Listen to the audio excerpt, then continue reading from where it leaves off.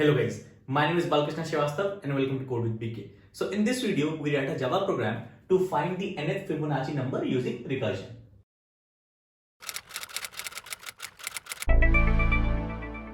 So before we begin, it is a humble request to please subscribe to my channel, because out of 100 viewers, only 1 or 2 is subscribed and your subscription is very important. So please do subscribe to my channel. Alright, let's begin. So what are Fibonacci numbers? So Fibonacci numbers is a sequence that starts with 0 and 1. So these are the first two terms of the sequence and these are fixed. To find the next term of this Fibonacci sequence, we add these two. So 0 plus 1 gives me 1. To find the next two terms, we add the previous two terms. 1 plus 1 gives me 2.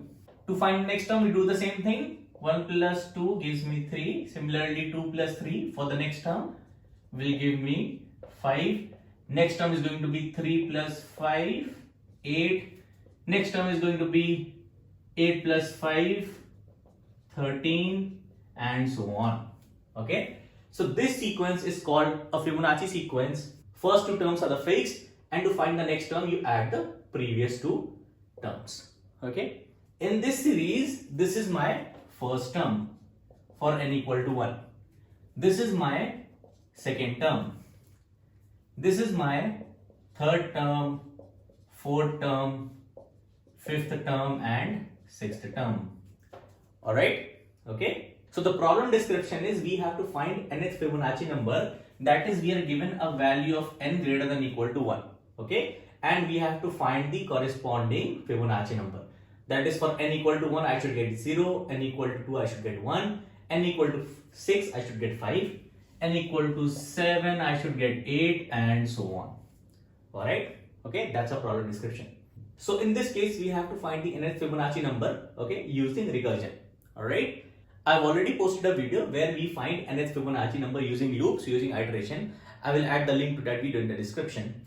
Alright? Also, in certain references, you will find the first two terms to be 1 and not 0 and 1. And so the next term is going to be 2, and then 3, then 5, 8, 13, and so on. Right? So I'm telling you this just for knowledge, so that if at certain references you find nth Fibonacci sequence starting from 1 and 1, don't be surprised. Okay? Just the first two terms are changed, and then you start calculating the next term by adding the previous two terms. Alright? We are not going to use this, okay, just told you for knowledge. So we have to find nth Fibonacci number recursively. To solve any problem recursively, we should have 2 points covered by this problem. First is problem can be solved in terms of subproblems. Okay, that you can divide a problem into subproblems. You can divide those subproblems into further subproblems, and then you can solve. Okay. Second thing is base case. Okay, there should be some point where you are dividing the problem into subproblems should stop, because if you keep dividing problem into subproblems into further subproblems, this process will go infinitely. Okay, and in the code it will give you a stack overflow error. We don't want that. Okay, we want somewhere recursion to stops. Okay, base case where recursion stops. Okay, all right. Let's see how we can fit these 2 points in our nth Fibonacci number problem. So we know that if we considered fn to be nth Fibonacci number, f1, the first term is 0, which is fixed, and f2 is the second term, which is 1. Alright, if we consider fn to be nth Fibonacci number. Okay, we can say fn is fn minus 1 plus fn minus 2. That is, Fibonacci number is the sum of the previous two Fibonacci numbers, and this is your point A. Okay, problem can be solved in terms of subproblems. Okay, to find the nth Fibonacci number, find the previous two Fibonacci numbers and add them to get the nth Fibonacci number. Okay, base case where recursion stops is this. Okay, f1 is 0 and f2 is 1. You cannot break this problem further down into subproblems. Okay, f1 is 0 is fixed and f2 equal to 1 is fixed. Okay, so this covers your part B. Alright, so using these 2 points, I'm going to write my Java code that finds nth Fibonacci number recursively. So I'm going to say int Fibonacci. Okay, the return value for this function is int. The name of the function is Fibonacci. It takes an integer n. Okay, and we are given that n is greater than equal to 1. So first you need to write the point where recursion stops, which is this. F1 is 0 and F2 is 1. That is, if n equal to 1, we return 0. Okay. If n equal to 1, we return 0. Okay. Second thing is, if n equal to 2, we return 1. If n equal to 2, okay, return 1. Right? Okay. So these two conditions, okay, for n equal to 1 and n equal to 2, these are my points B. So these are the two conditions where recursion stops. Okay. So if n is not 1 and n is not 2, we say nth Fibonacci number is basically the sum of n minus 1th Fibonacci number plus n minus 2th Fibonacci number. Okay. So call Fibonacci with n minus 1. Okay. Recursive call Fibonacci with n minus 2. Sum these two and you get the nth Fibonacci number that you return. Alright. Okay. And this is where your function ends. Okay. So this is your recursive code to find the nth Fibonacci number. Alright. So let me try run this for n equal to 6. Okay. So I'll take f short for Fibonacci because Fibonacci is a long word. Okay. I'll call it with n equal to 6. So I call Fibonacci with 6. The first call to Fibonacci is with n equal to 6. So we get the value of n as 6. Okay. First condition is n equal to 1. N equal to 1 is false. Okay. N is 6. Second condition is n equal to 2. N equal to 2 is false. Okay. This condition is false. This condition is false. So the return value for call to Fibonacci with n equal to 6 will be this. Okay. Return value is Fibonacci of 6 minus 1 plus Fibonacci of 6 minus 2. Fibonacci of 5 plus Fibonacci of 4. Okay. First recursive call and then second recursive call. Okay. So we are going to trace this first. Okay. Calling Fibonacci with n equal to 5. Okay. Same thing. N equal to 1 is false. N equal to 2 is false for n equal to 5. This is false. This is false. So this is the return value. So the return value from this call to Fibonacci with n equal to 5 is going to be f of 5 minus 1 plus f of 5 minus 2 is equal to f of 4 plus f of 3. So Fibonacci is called again with n equal to 4. We call Fibonacci with n equal to 4. N is 4. N equal to 1 is false. N equal to 2 is false. Okay. Return value is again going to be this because these two conditions are false. We return f of n minus 1, which is 4 minus 1 plus f of 4 minus 2, which is f of 3 plus f of 2. Okay. This is called again.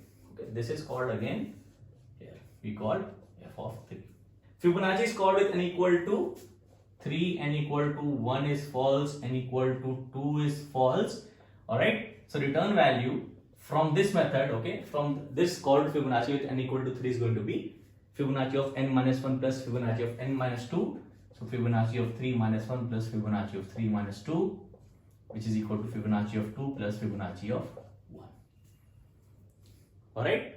This is called, okay, f of 2 is called. N equal to 2 in this case, n equal to 1 is false, n equal to 2 is true in this case. Okay, this condition is true. So the return value from this function call is going to be 1. So this function returns 1. So return value calling Fibonacci with n equal to 2 is going to be 1.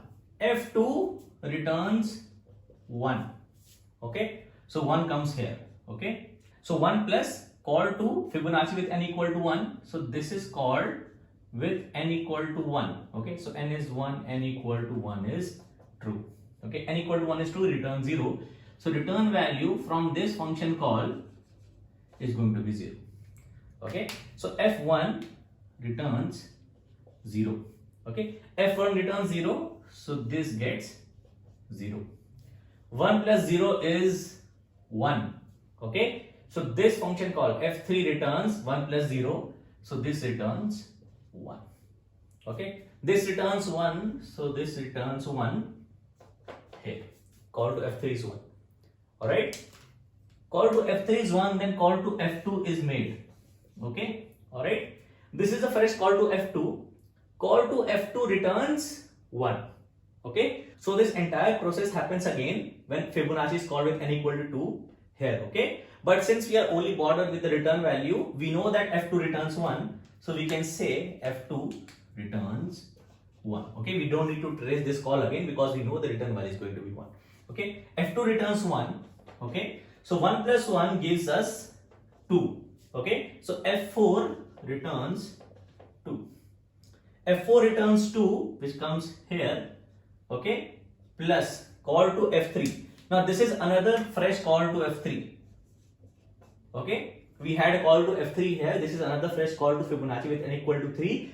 This is also going to give the same return value as this, so this returns 1. Okay, again I'm not tracing this because they already traced n equal to 3, Fibonacci n equal to 3, so returns 1. f3 is 1. Okay, so we get 1 here. Okay, 2 plus 1 gives us 3. Okay, so f5 returns 3. Okay, call to Fibonacci with n equal to 5 returns 3. 3 comes here. Okay, then we make another fresh call to f4. Okay, Fibonacci is called with n equal to 4. Fibonacci is called with n equal to 4. Return value is 2. Again, this entire f4 process is going to happen, but we are only bothered with the return value. So return value is 2. So f4 returns 2. So you add these, you get 5. 3 plus 2 is 5. f6 returns 5. Alright. So nth Fibonacci number for n equal to 6 is 5 here. So 6th Fibonacci number is 5. 6th Fibonacci number is 5, which is correct. Okay. So this was the solution to this problem, to find the nth Fibonacci number using recursion. Okay. And this part is basically your point A, this statement. Okay, which is this. Okay. Nth Fibonacci number is the sum of the previous two Fibonacci numbers. Okay. That's what we do in the recursive call. Alright. Okay. And this was the dry run, and in the dry run you can see the calls to f with n less than 6 are giving you the right terms. For example, f2 is 1, f2 is 1, f1 is 0, f1 is 0, f3 is 1, f3 is 1. Okay, and this is what we see in recursion, right? That a problem is divided into sub problems. So to find f6 we find f4, f5 and f4 and we add it. Okay. So before we move on to the system and run and test this, it is a request to please subscribe to my channel, and let's move on to running this on a system now. So this is the code we wrote. This method is recursive and finds the nth Fibonacci number. These are our base cases, and this is the recursive case to find the nth Fibonacci number, which is the sum of the previous two Fibonacci numbers. And in my main, I print the first 20 Fibonacci numbers. I take I equal to 1, 2, less than equal to 20. I print Fi as Fibonacci of I, and first 20 Fibonacci numbers. So let me run this. Java C, okay, and Java.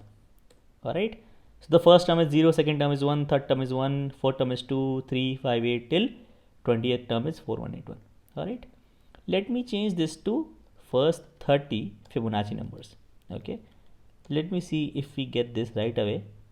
Okay, so if I make this value large enough, the program is going to slow down.